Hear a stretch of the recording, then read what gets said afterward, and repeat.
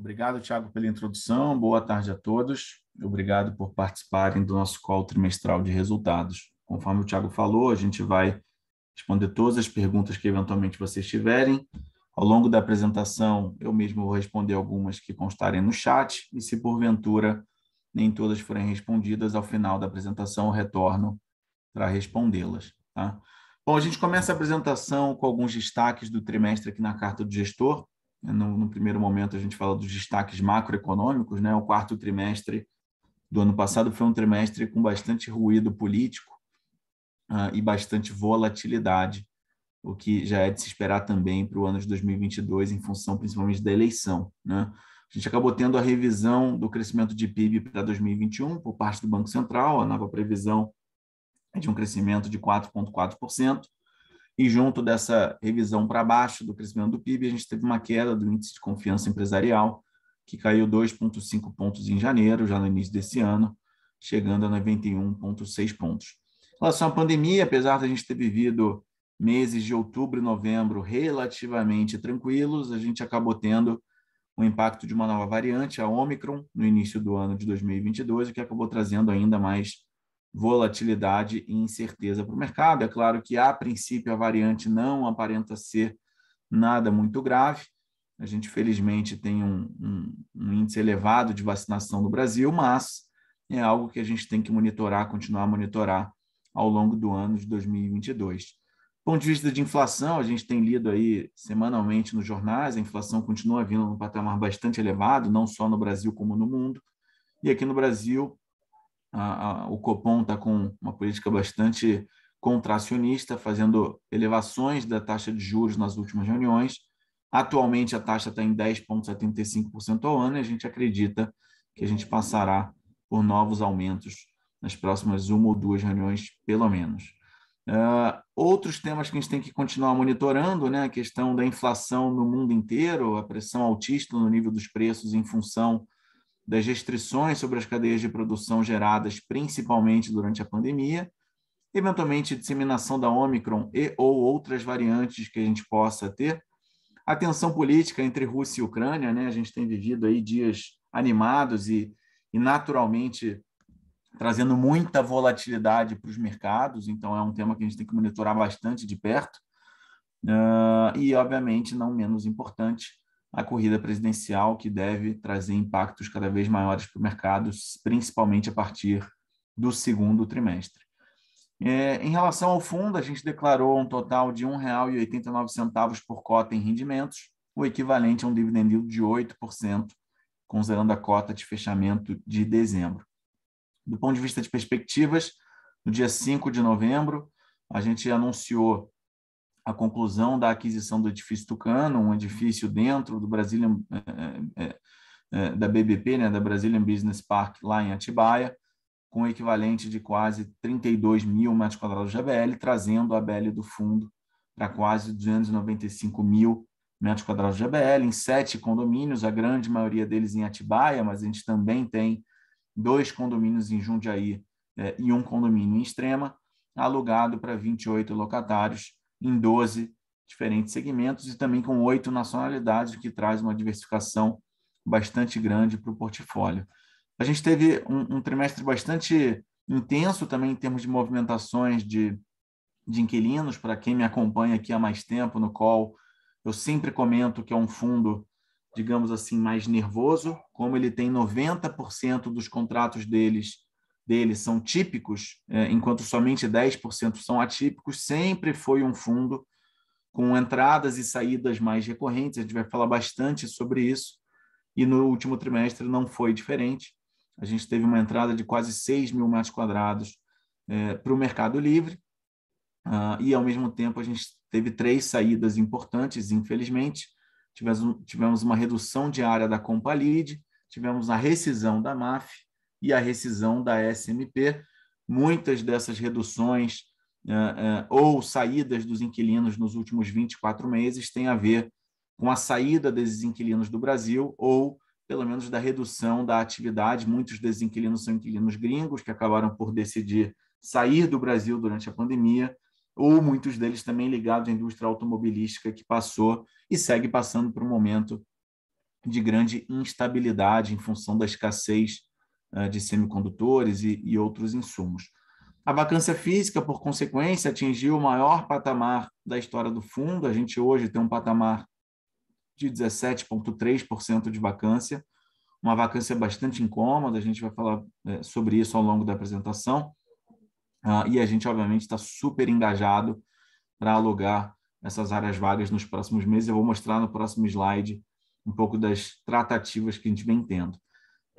Além disso, a gente finaliza agora, entre o primeiro e o segundo TRI desse ano, as obras da expansão que a gente está fazendo no nosso site em Extrema, e com isso o fundo deve atingir o patamar de 310 mil metros quadrados de ABL, e a previsão é que ambos os edifícios B e C inaugurem 100% locados, o que já faria por si só a vacância reduzir de 17,3% para 16,4%. Ainda assim, uma vacância bastante incômoda. A gente tem tido, sendo bastante transparente, dificuldades de atrair inquilinos para a região de Atibaia, mas a gente vai falar mais um pouquinho sobre isso no próximo slide. Pode passar para mim, por favor, Tiago? Aqui a gente traz um pouco do que a gente fez no último trimestre, principalmente, e, obviamente, o que a gente está fazendo com bastante foco nos próximos dias e semanas. A gente tem mais de 230 corretores cadastrados no banco de dados. Naturalmente, recorrentemente, a gente dispara mailings com as áreas disponíveis no condomínio. Isso acontece, no mínimo, em base mensal. A gente tem monitorado os nossos locatários atuais para entender eventuais movimentos de expansão dentro do próprio condomínio. Isso deve acontecer em alguns casos. A gente está com algumas negociações em andamento para que atuais inquilinos ocupem módulos vizinhos para a expansão de suas operações. E, obviamente, a gente tem participado em alguns eventos para a exposição do condomínio. Então, a gente prospectou e, obviamente, segue prospectando mais de 66 mil metros quadrados de ABL, que é muito mais do que a nossa área vaga atualmente. A gente tem uma negociação em andamento de 62.500 metros quadrados, porém, a gente entende, com uma postura aqui relativamente conservadora, que 47 mil tem baixa probabilidade de conversão. Intitulamos aqui 10.500 metros com média possibilidade de conversão, estamos trabalhando fortemente nessa área, 4.700 com alta possibilidade de conversão e um pouco mais de 1.000 metros já em fase de assinatura de contrato. Se a gente conseguir converter esses 3 últimos blocos, totalizando um pouco mais de 15 mil metros quadrados, a gente já está falando de reduzir quase 1/3 da vacância do fundo. Então, a gente voltaria para um patamar de 10%. Eu definitivamente não acredito que o fundo vai um dia chegar num patamar de 0% de vacância, por ser um fundo, como eu falei, um pouco mais nervoso, com ativos que normalmente têm um entre-sai mais recorrente de inquilinos, mas a gente vai trabalhar arduamente para diminuir, no mínimo, 2/3 dessa vacância nos próximos meses, que a gente entende que um patamar de 5% é um patamar muito mais saudável de vacância para um fundo como esse. Vamos passar para o slide seguinte, por favor. Aqui a gente traz alguns destaques do trimestre. A gente tem uma ABL própria, como eu já mencionei, de quase 295 mil metros quadrados de ABL, uma vacância física também já amplamente discutida de um pouco mais de 17%, a vacância financeira de 12%, dado que em alguns dos ativos vagos a gente tem um prêmio de locação sendo pago, e uma inadimplência aí próxima de zero, na casa de 0,8%. Essa inadimplência também ela não nos preocupa, ela acaba sendo recorrente, mas normalmente no mês seguinte a gente já consegue acertar essa inadimplência com os inquilinos. Tá? Pode passar? No slide seguinte, a gente traz uma linha do tempo do fundo. Eu não vou entrar muito em detalhe, eu vou só destacar que a penúltima emissão foi em fevereiro do ano passado, mudou o fundo de patamar. A gente fez algumas aquisições com esses 500 milhões de reais captados na quarta emissão de cotas. E, por fim, no finalzinho do ano passado, no slide seguinte, a gente fez a quinta e última emissão por hora do fundo, uma 476, que culminou com a aquisição não só do edifício de Extrema, mas também do edifício Tucano, que contou também com uma estrutura de alavancagem de 95 milhões, que é a única dívida que o fundo tem, portanto, uma dívida super saudável, considerando o tamanho que o fundo tem.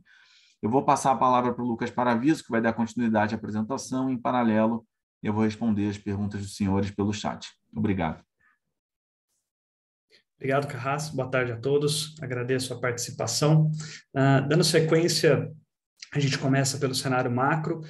Sobre o PIB, uma expectativa de fechamento de 4,4% de crescimento em 2021, uma expectativa que foi revisada para baixo algumas vezes. É um crescimento, sim, importante em relação ao histórico, mas muito aí devido à grande queda também ocorrida em 2020. Em relação aos próximos meses, as expectativas um pouco mais incertas em relação à evolução política e econômica no país. É um ano de eleição, a gente tem um aspecto turbulento no comércio exterior, principalmente com as tensões entre Rússia e Ucrânia e também os países membros da OTAN.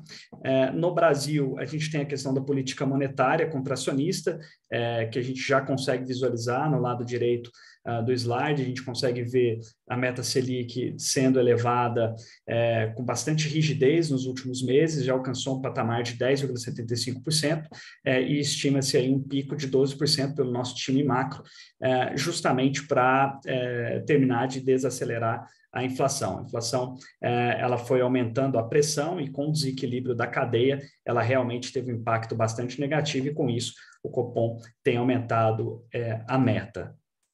No próximo slide, a gente traz o PIN, a pesquisa industrial mensal, então a gente consegue ver a recuperação em V durante o ano de 2020, após a grande queda da pandemia, com o auge em janeiro de 21, e a partir daí sucessivas quedas, justamente aí com o efeito da segunda onda e um grande nível ainda de incerteza no país.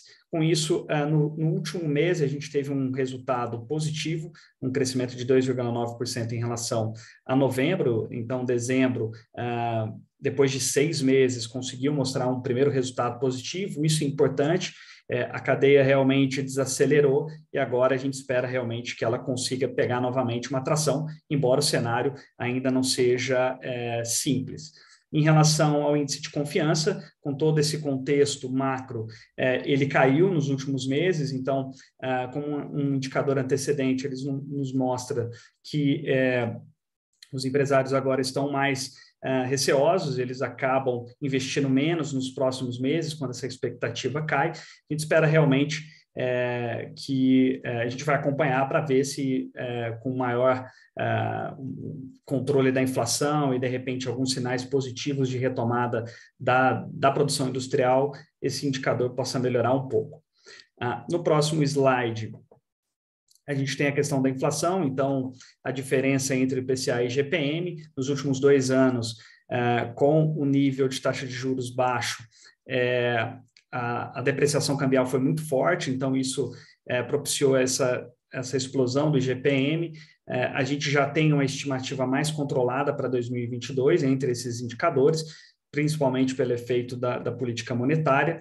2023 e 2024 em patamares mais salutares, efetivamente, que propiciam aí uma dinâmica até melhor de investimentos. Em relação ao CAGED, a gente tem a geração de vagas líquidas, um indicador que nos mostrou muito a força, né, da economia brasileira em situações adversas, como do período mais forte da pandemia, onde se teve lockdowns e uma série de restrições. Ainda assim, a recuperação foi muito grande na geração de vagas. Esse índice, ele variou, ele oscilou, e agora ele apontou para um saldo negativo de 265 mil vagas. Então, essa contração da economia acaba refletindo diretamente aqui nesse indicador. A gente vai acompanhar os próximos meses a evolução da política monetária, também todos os assuntos que impactam a economia brasileira e o exterior, para a gente ver se realmente a gente consegue ter aí uma recuperação desses índices e, consequentemente, da geração de renda.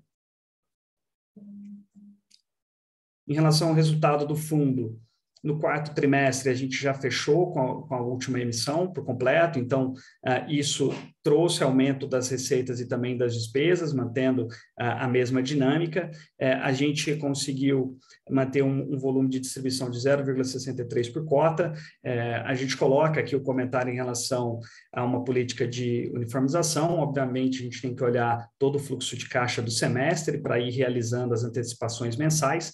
E em relação às despesas, assim como a gente teve aumento de receitas, a gente teve aumento de despesas tanto pelo crescimento do PL, quanto também pela questão da PMT dos juros do CRI, que o Carrasco explicou. Mais à frente, inclusive, a gente tem mais detalhes. Em relação à evolução histórica, desde o IPO, a gente tem um retorno total de 21% contra 31% do IFIX no mesmo período, e a cota patrimonial com uma variação de 10%.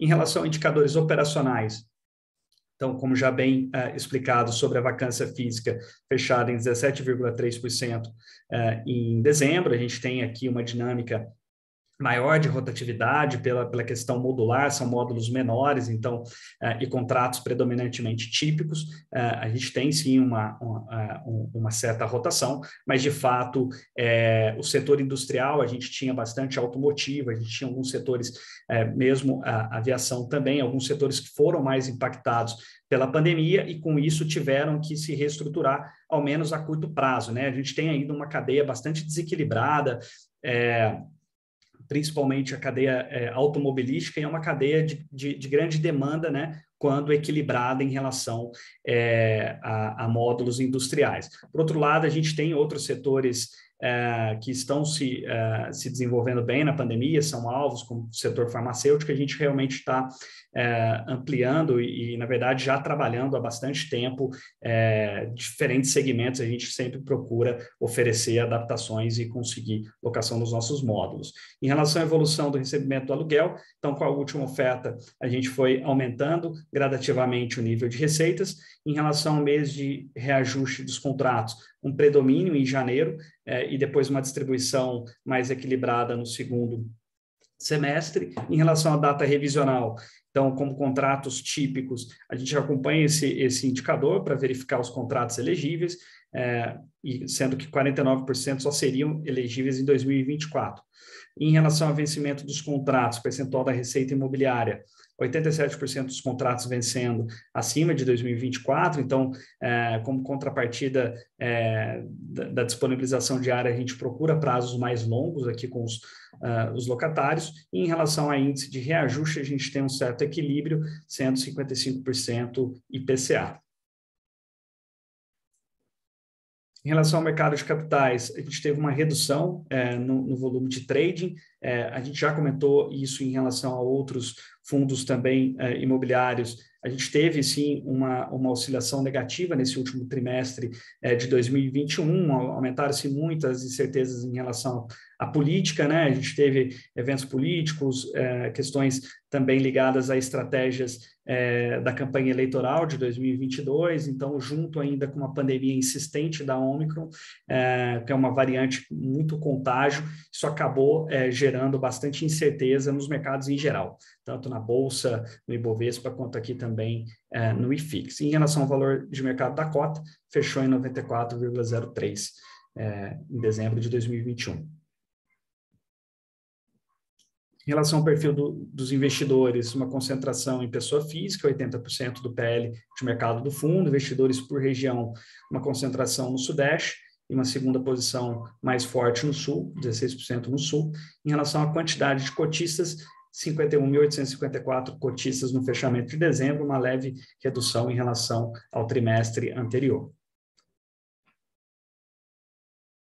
Sobre o fundo, então a distribuição por ativo, 94% alocado em imóveis, 5,4% em aplicações financeiras e uma pequena participação em cotas de FIIs. Setor de atuação, a gente tem uma variação bastante interessante, isso foi bastante importante para que os setores se reequilibrassem, né? Então, a gente teve um comércio varejista crescendo em força, enquanto o automotivo reduziu. Então, o automotivo agora com 15%, já teve uma concentração bem maior. Tecnologia, 16%, também um setor bastante resiliente, conseguiu trazer serviços de soluções logísticas e industriais. Então, aqui os nossos locatários tiveram um bom reporte acerca da pandemia.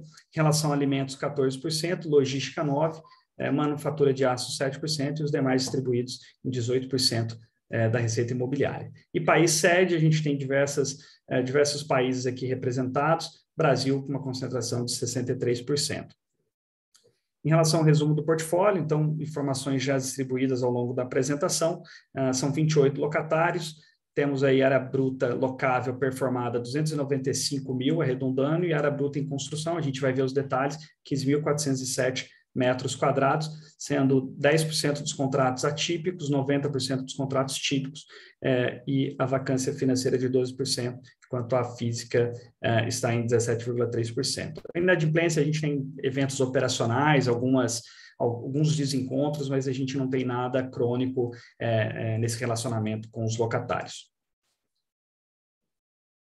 No próximo slide, detalhes dos ativos performados. A gente coloca aqui para facilitar como consulta e também um referencial. No próximo slide, a gente tem os imóveis em construção, então as obras do edifício C são bastante evoluídas, inclusive já com possibilidades de locação bem fortes, na verdade. A gente já era um ativo, está numa região muito demandada, então antes mesmo da gente fechar esse desenvolvimento, essa aquisição, já havia bastante discussões ali, e a região do Extrema, a gente tem visto realmente uma região crescente aí, atraindo muitas empresas e parques logísticos, assim como industriais. Em relação às obras do edifício B, um edifício menor, de 1.415 metros quadrados, para servir de apoio na operação de locatários e também na parte administrativa, a gente tem aí uma previsão do primeiro trimestre de 2022, mas, obviamente, eventualmente checklists de entrega e algumas questões podem ficar aí para fechamento no segundo trimestre. Em relação à alavancagem, como o Carrasco mencionou, a gente tem uma alavancagem no fundo, numa taxa e numa distribuição também muito interessante, sendo hoje o saldo devedor de 97,69 milhões. A gente tem aqui o código IF, então esse ativo pode ser acompanhado diretamente no site da securitizadora e também junto ao agente fiduciário da operação. Com isso, a gente fecha a parte de conteúdo, volta a palavra para o Carrasco para a gente responder eventualmente alguma dúvida do chat. Muito obrigado. Obrigado, Lucas.